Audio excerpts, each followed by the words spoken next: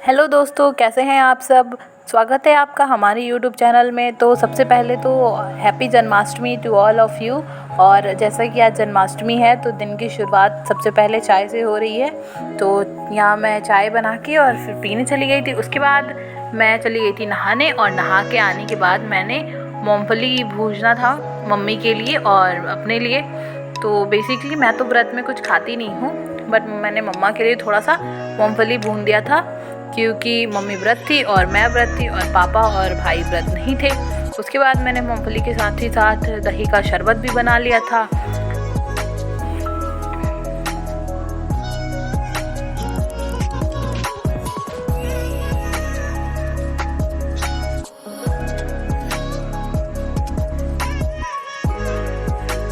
यहाँ पे मैंने थोड़े से दही में ढेर सारा शरबत बना लिया था, और मैं, पापा और मम्मी इसे पीने वाले थे क्योंकि भाई सोया हुआ था। उसके बाद मैं नहा के आई थी और मेरे बाल गीले थे, मैंने शैम्पू किया हुआ था। तो मैं बैठ के आराम से शरबत के मज़े ले रही थी। और यहाँ पे टुक टुक है जो कि बैठ के मेरे से बातें कर रही थी और ABCD लिख रही थी वो बैठ के, और बातें किए जा रही थी मेरे से।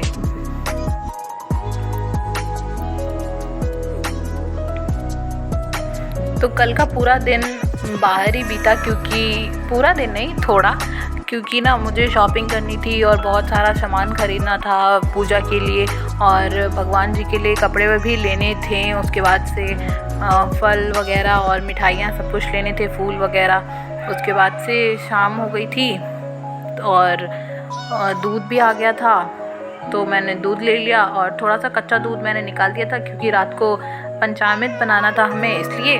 और बाकी दूध मैंने उबलने के लिए बैठा दिया था क्योंकि शाम को भोग का सब प्रसाद बनेगा, तो खीर वगैरह के लिए। और ये है हमारा झूला जो कि भाई और मम्मा ने मिलके इसे बनाया है, लकड़ी से बनाया है इसको। और ये बिल्कुल ही हैंडमेड और होममेड है, बिल्कुल ओरिजिनल झूला।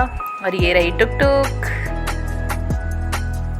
उसके बाद से इतनी तेज़ बारिश आ गई, जन्माष्टमी था और बारिश आ गई थी। मतलब कि पूरे महीने बारिश नहीं हुई है सावन में, और अब जब सावन ख़त्म हो गया है तो इतनी बारिश हो रही थी, इतनी बारिश हो रही थी।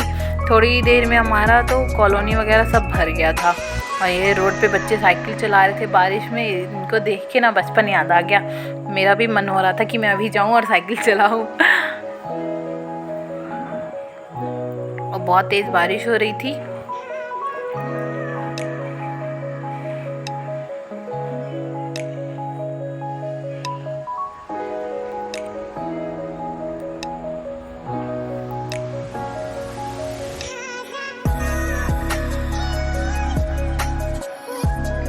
इतनी तेज़ बारिश हो रही थी कि हमारे बालकनी तक पानी आने लगा था, और बारिश रुकने का बिल्कुल नाम नहीं ले रही थी। आज हमने सोचा था कि हम बाहर जाएंगे, जन्माष्टमी है, थोड़ा घूमेंगे फिरेंगे, फिर घर आके कृष्णा जी का जन्म उत्सव मनाते हम लोग। लेकिन बारिश तो रुकने का नाम ही नहीं ले रही थी। तो ये देखिए इतनी तेज़ बारिश हो रही है, और हवा भी बहुत तेज़ था। इस झंडे को देखिए अब कैसे उड़ रहा है ये।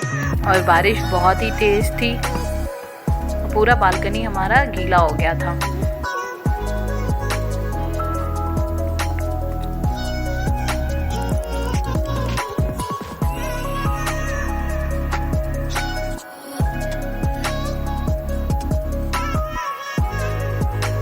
उसके बाद मैं थोड़ी देर के लिए किचन में चली गई थी। जब मैंने किचन से बाहर आके देखा तो माय गॉड, ये इतना बारिश।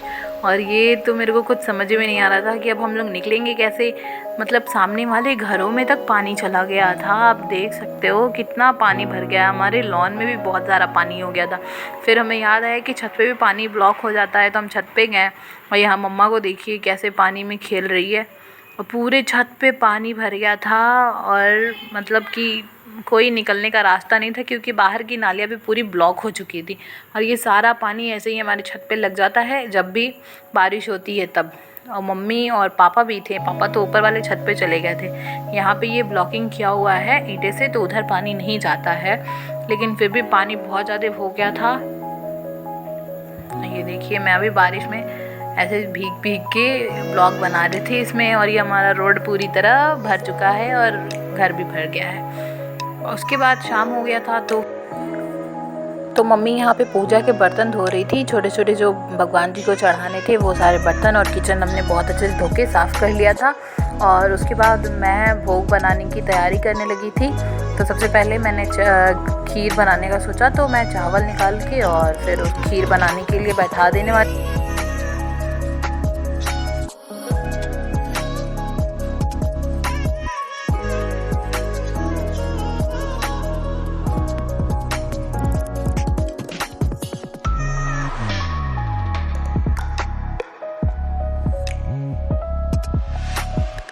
तो एक तरफ मैंने खीर चढ़ा दी थी बनने के लिए, और साथ ही मैंने सोचा कि कुछ और भी जल्दी से भोग के लिए हमें बना के तैयार करना है, तो जल्दी से कुछ बना लेते हैं। तो दूसरी तरफ मैंने आलू भी बॉयल होने के लिए बैठा दिए थे। तो कुकर में मैंने आलू बैठा दिए और फिर खीर में दूध डाल के छोड़ दिया उसे, और फिर मैं इधर पूजा रूम में आई। तो मम्मी यहाँ पे कृष्णा जी का तैयारी पूरा कर चुकी थी, बर्थडे सेलिब्रेशन का तैयारी। और यहाँ पे कृष्णा जी को भोग भी लगा दिया था मम्मी ने। उसके बाद से अब हम यहाँ पे भोग लगाएंगे रात को, और रात में पूजा करेंगे।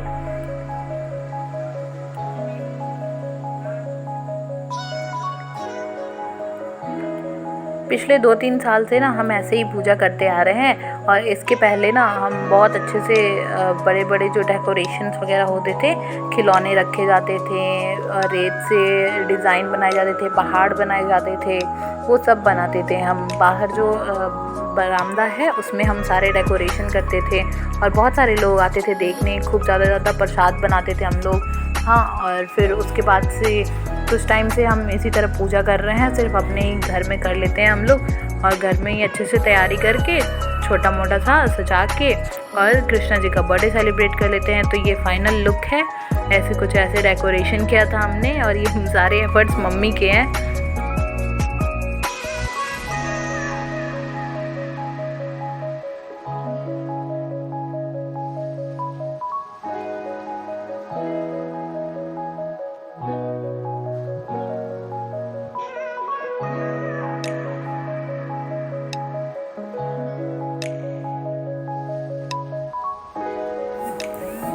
इसके बाद मम्मी ने शाम का दिया बत्ती यहाँ पे कर दिया था। तो शाम को दीप जला के और फिर अगरबत्ती वगैरह जला के यहाँ पे रख दिया था हम लोगों ने, मम्मी ने स्पेशली। और उसके बाद से भोग में हमने सिर्फ अभी केला चढ़ाया था इनको, और बाकी जो भोग होता है वो हम रात में ही चढ़ाते हैं जब इनका जन्म हो जाता है तब, ताकि कृष्णा जी आराम से खा सकें। तो रात के 11:30 बज चुके हैं, और मैं यहाँ पे भोग की थाली तैयार कर रही हूँ जल्दी जल्दी। और सारे पता है सो गए थे, मम्मी भी सो गई थी, भाई भी सो गया था। तो मैंने सबको जाके जगाया पहले, उसके बाद मैंने भोग की थाली तैयार करी जल्दी जल्दी। तो यहाँ पे मैं थोड़े से डेयरी मिल्क ले लिया है 2-3, और बटर ले लिया है, और थोड़ा सा सोन पापड़ी मंगाया था मैंने प्रसाद में, मिठाई में। और ये मैंने पंजीरी बनाया था, आटे की पंजीरी बनाई थी ड्राई फ्रूट्स के साथ। उसके बाद मैंने खीर बनाए थे, और खूब ढेर सारा ड्राई फ्रूट डाला था उसमें मैंने। उसके बाद मैंने बिना लहसुन प्याज की सब्ज़ी बनाई थी आलू की, और बहुत ही अच्छी बनी थी सब्ज़ी सेंधा नमक में। और थोड़े से ड्राई फ्रूट रख लिए हैं मैंने कटोरी में, और एक कटोरी वहाँ पे मैंने खाली छोड़ दिया है, क्योंकि उसमें हम पंचामृत जो होता है वो कृष्णा जी के पास ही उनके सामने बनाते हैं, और तब कटोरी में उन्हें भोग लगाते हैं। कहते हैं वो असली प्रसाद वही होता है। और दोपहर में मैंने तुलसी के पत्ते तोड़ लिए थे, रख लिए थे यहाँ पे। और ये श्यामा तुलसी जी हैं, जो ब्लैक कलर वाली तुलसी जी होती हैं वो। तो मेरी भोग की थाली तैयार है। कैसी लगी मेरी भोग की थाली, और आप लोग कमेंट करके ज़रूर बताइएगा हमारी थाली के बारे में। और ये एक कटोरी मैंने खाली पंचामृत के लिए रखा है, तो इसे अभी हम फिल करेंगे, पूजा रूम में जाएंगे तब। तो अब हमने भोग लगा दिया है, और यहाँ पे साथ ही मैंने फ्रूट्स भी रख दिए हैं थोड़े।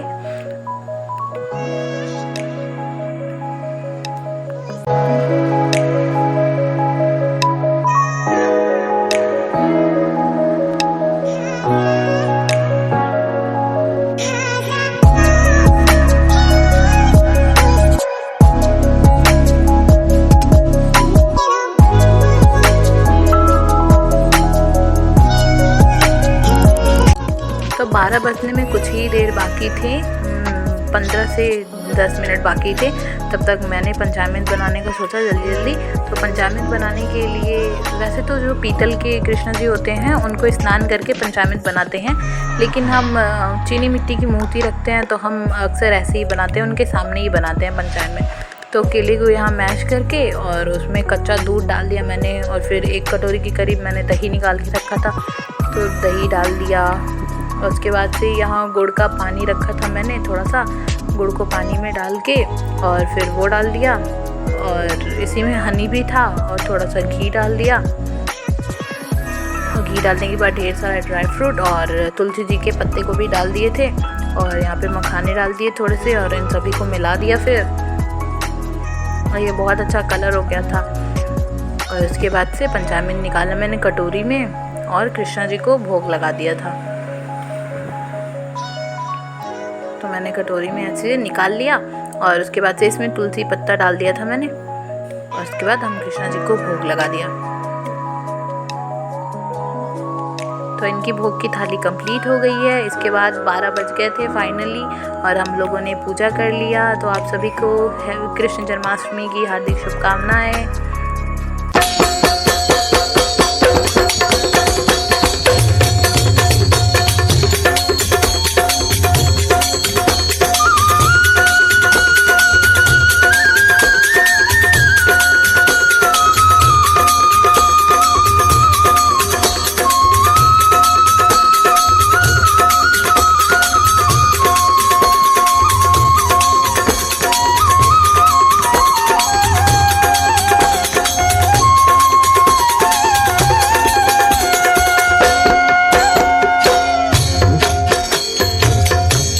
आरती कुंज बिहारी की, श्री गिरिधर कृष्ण मुरारी की।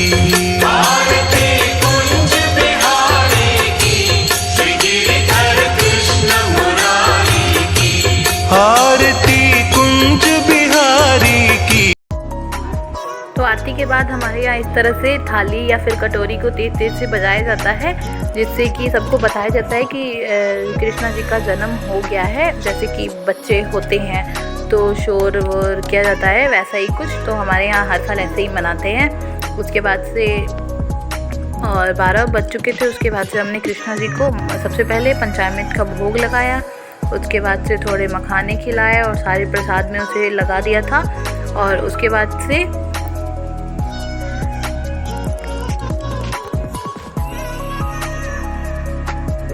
कृष्णा जी को मक्खन का भी भोग लगाया हमने। तो यही था आज का ब्लॉग, और कुछ इस तरीके से मनाया हमने श्री कृष्ण जन्माष्टमी। आप सबको कैसा लगा कमेंट करके ज़रूर बताएं, और मेरी वीडियो को लाइक करें, शेयर करें और कमेंट भी ज़रूर करें, और चैनल को सब्सक्राइब करना ना भूलें। Thank you so much for watching my video. मिलते हैं अगली वीडियो में, तब तक के लिए बाय।